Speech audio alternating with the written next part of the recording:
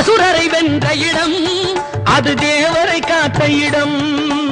ஆவணி மாசையிலும் வரும் ஐப்பசி திங்களிலும் அன்பர் திருநாள் காணும் இடம், அன்பர் திருநாள் காணும் இடம்.